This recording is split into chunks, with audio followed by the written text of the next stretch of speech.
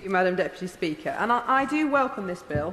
It fulfils a manifesto commitment and it restates and protects the government's foreign and trade policy prerogatives by preventing local authorities and other public bodies from pursuing politically motivated foreign policy objectives of their own.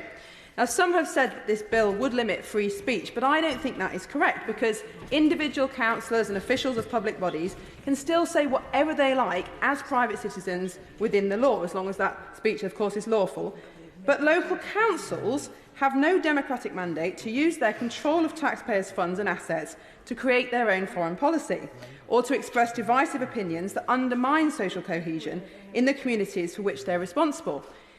We've heard devolution spoken about in the Chamber, and I am a supporter of devolution, but the whole point of devolution is that certain powers are devolved and certain powers are not.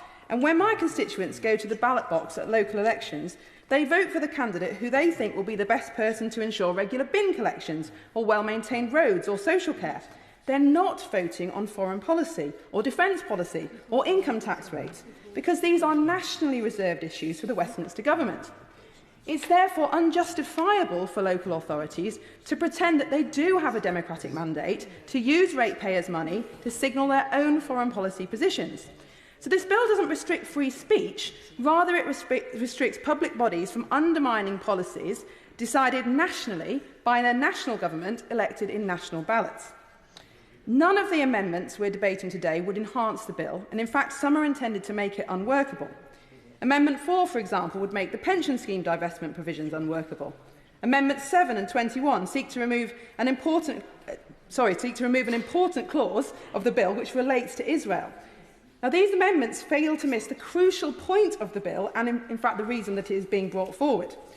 All recorded recent examples of public bodies pursuing boycotts against foreign states or territories have been against Israel.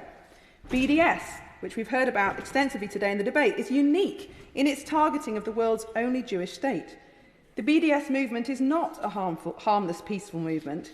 It has alarming links to extremists, including the Hamas terrorist group, which has just committed probably the worst crimes that we've seen in my lifetime, the worst mass killing of Jews since the Holocaust. Public bodies funded by UK taxpayers should not be expressing public support for the divisive ideology advanced by the BDS movement.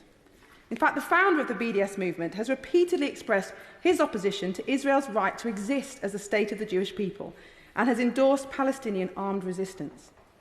When public bodies seek to undermine British foreign policy and trade policy and choose to do that only for matters relating to Israel, it gives legitimacy to and encourages the sort of appalling anti-Semitic protest and attacks that we have seen over the past few weeks.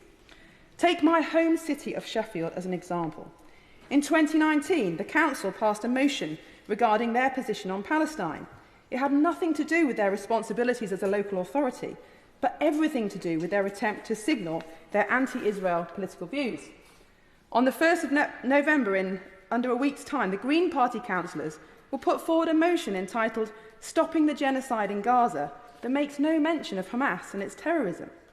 Since the horrific terrorist attacks on Israel by Hamas, we've seen some shocking scenes on the streets of Sheffield. The Israeli flag torn down from the town hall, anti-Semitic chants on our streets, even a roadblock set up by supporters of Hamas, intimidating drivers and asking for money.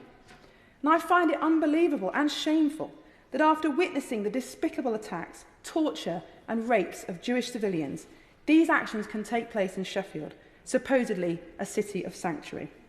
It's very difficult for the Jewish community in Sheffield to feel safe when the local authority, the official elected body, appears to align itself with hardline anti-Israel movements. And that's why we need this bill, because yet again Israel and the Jewish people are being singled out and subjected to discrimination across this country and across the world. This singling out of Israel, the only democracy in the Middle East, is just another form of the world's oldest prejudice. Of course the government of Israel can be criticised by British citizens, as can any government in the world. But it's unacceptable for local authorities and public bodies to abuse their position to make divisive political interventions for which they have no democratic mandate. That's why I support for this bill to go forward unamended.